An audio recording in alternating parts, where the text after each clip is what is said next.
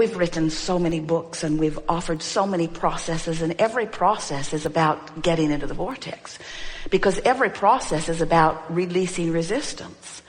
And we recognize that sometimes you're in a very uncomfortable place, and when we say cheer up, you'd just like to punch our lights out. In other words, nothing is more disturbing than to know what you want and not be anywhere near it and have someone saying, well, it's just over there, go over there. It's over there, just go get it. What's wrong with you? Go over there. Because if you could, you would, is what you want to say. Do you think that I like being here with not enough money? Do you think I like being here in this body that isn't working well? Do you think I like being here in this empty bed? Do you think I like being here where I'm absent of so many things that I want? That's what your feedback often is. And we understand that sometimes you just can't seem to get there from there. Sometimes you'll have a conversation with someone, we know you have, where you have something very clear that you would like to say. Even Jerry and Esther, as aligned as they are, occasionally will have a situation where they see it differently. And both of them are so sure that their perspective is the right way of seeing it. And the other day, Esther said, after pondering something like that for an hour or so, it was shocking when I realized that your opinion, even though it's wrong, is valid. In other words, you have as much right to your wrong opinion as I have to my right opinion. And Jerry looked at her as if to say, I don't think you've made any progress yet. But it was a good first step. In other words, acknowledging that what Esther was acknowledging in that moment is that she could not, we'll tell you what happened. So they were driving to meet friends for dinner, and they had a specific time to meet, and they left with plenty of time, and Esther programmed the navigational system, and Esther is driving, and off they go. And when Jerry realized that they had more time than they really needed, he pulled a premeditated piece of paper out of his pocket, which he had not revealed to Esther before, that he would like to stop by this address because it was the house that he lived in when he was born. And Esther felt hesitation about it because she thought she had planned their timing exactly right for any eventuality and did not want to be late. And Jerry, who likes to use up every possible moment that can be used, thought that they should cram this in. And so Esther said, I don't think so, because I would have to redo this navigational thing, and it might take us off in the wrong place, and who knows what traffic's going to be. And Jerry said, okay, and he put it back in his pocket. And then Esther thought, I don't know why I'm making such a big thing about this. We probably do have plenty of time. So she said, what is the address? And he gave it to her, and she programmed it in. So they went down, they took the street, they were right in downtown San Diego, and they drove to where the house was, and it was so fun to see the neighborhood. And Esther looks at the navigational system, and she realizes that they have 12 minutes to make it and only 3 miles to go. And so she's completely at ease. She knows that they are going to make their way there comfortably, meandering through the streets of San Diego. And so Esther has put out of her head, this is Esther's version, Esther has put out of her head any worry about being there on time. So they're going along, and Esther is hitting every single light, just barely, but she's in the flow. Every light is turning green. And Jerry is wondering why she doesn't speed up a little bit, because she's barely making every single light. But Esther is not aware of what Jerry is thinking. She's just in the flow and feeling great, and they get there and they have a wonderful dinner with their friends. And then their friends begin talking about their relationship. And then Jerry, with a grin on his face, pipes in, Esther deliberately tries to miss lights in order to make her point.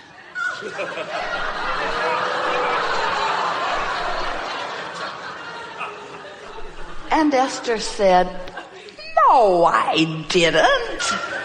how could you think that of innocent me? Well, we've told enough stories about Esther rather being right than feeling good that it's easy to understand why Jerry might be suspicious of her motives. But here's the point that we are wanting to make with this experience. Esther was, from her perspective, really not even thinking about that anymore. She had left it behind. Jerry was still worried that he was going to make Esther late. And so he was seeing the exact thing from one perspective, and Esther was seeing the exact thing from another perspective. And Esther realized, she tried to explain, and they were all laughing about it, and Jerry was really playing with her more than anything else. But Esther realized that she could talk until she was blue in the face. She could talk. She could write a book about it. It's not worth it. Don't do it. And Jerry would not see it differently, because what his perspective of the moment in time was far more about other things that had happened or his perspective on the subject than it was what was actually happening in the moment. In other words, you spend way too much of your life, if you spend any of it, trying to make others understand where you're coming from, because they can't get you. And it's such an interesting thing. In other words, there are no two people who like each other more than these two. And yet they saw the same moment in time completely different. And it is, from our words to your ears, a waste of life to spend any time trying to convince others of your point of view, and even more, to try to persuade them to approve of you or to appreciate you through the presentation to them that you are offering. And yet almost every one of you is offering a presentation to others to evoke some sort of response from those around you. Now, pleasing others, we're not against it. We're not saying that you shouldn't be nice to live with and that sort of thing. But when you care more about the perspective that those that you walk around in human form with, you care more about their perspective than you do about your alignment with who you are, you're letting them and you're letting yourself train yourself away from your guidance system. In other words, it gets off immediately. So think about it. So after the fact, if Esther had come away from that dinner conversation more convinced than ever that she has to really convey to Jerry what she's feeling in every moment in time, we say, what an awkward, bulky, potentially unpleasant relationship that would become. To be rationalizing and defending and justifying your every motive and move, where when you know who you are and you know what you meant and you know how you feel, let that be enough. And let it not matter if one other person gets you at all. Because ultimately, if you consistently go with the flow of your vortex and align with who you are, if you ultimately sync up with the whole of who you are, you will begin radiating such a consistent vibration of love and well-being that in time, anyone who's in the vicinity of you will get you, and anyone who's not in the vicinity of you won't get you, but they weren't going to get you anyway. But what most of you are doing is offering a really mixed bag, because you care what this one thinks, and you care what that one thinks, and you care what that one thinks, and especially the one you live with, you care what that one thinks. And that's why those interpersonal relationships with your mothers and your fathers and your sisters and your brothers and your mates and your lovers, all of those relationships are so much less than they could be, because you have your priorities out of order. You have to let the relationship that really matters be the relationship between you and your vortex. And when you put that relationship first, and you make sure that you know what it feels to be in resonant alignment with who you are, then the edge just comes off of you. You are never defensive. You are never justifying. You're always in your power.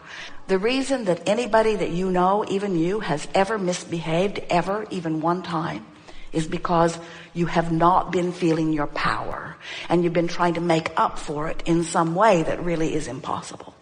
Where when you are in sync with who you are, then the cells of your body are all communicating. You're thriving. Your mind is sharp. You're clear-minded. You have balance. Love is flowing through you. The best of life is a vibrational match to you. Everywhere you go, doors are opening. People who are watching you are wondering what magical power you have.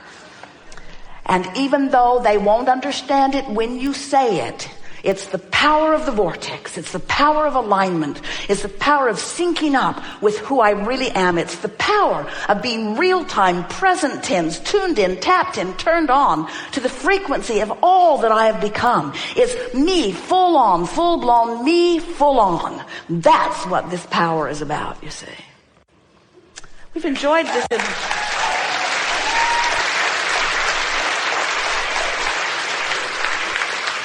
So, you've come to discuss some things, yes?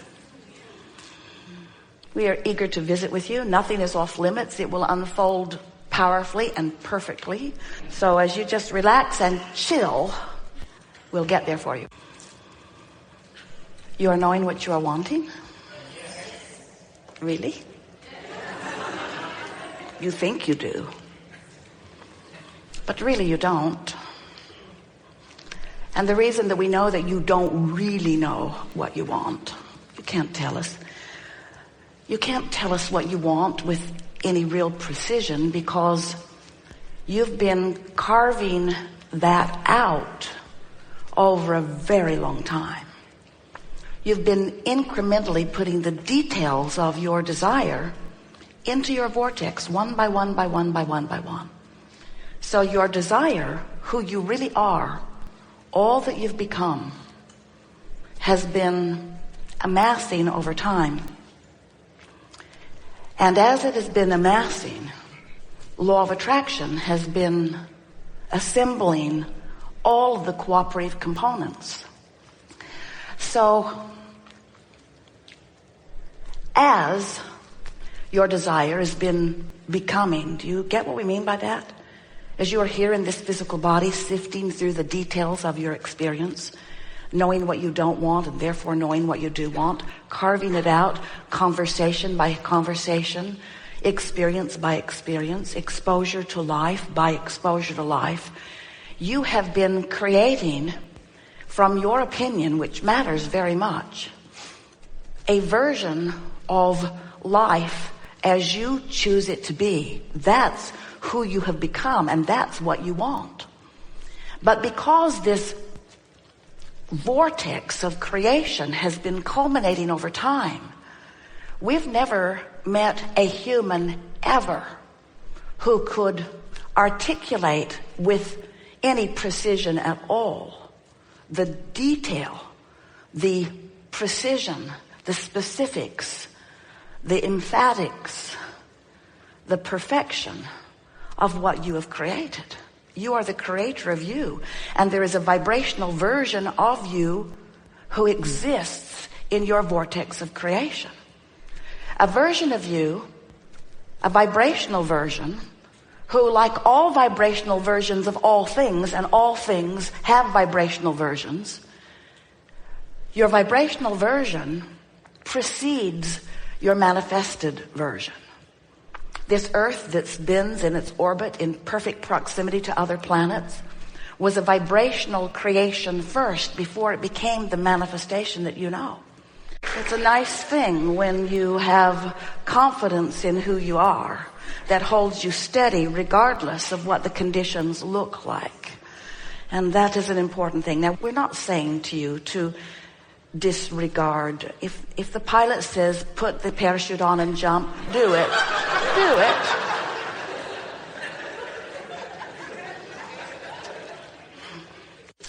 So you come from source, and a part of you is here in this body. And while you're here, you are exploring. But the thing that most of our physical friends don't really get is that through this physical exploration, you are creating a vibrational version of you that really is the reason that you've come forth. You are eternal creators.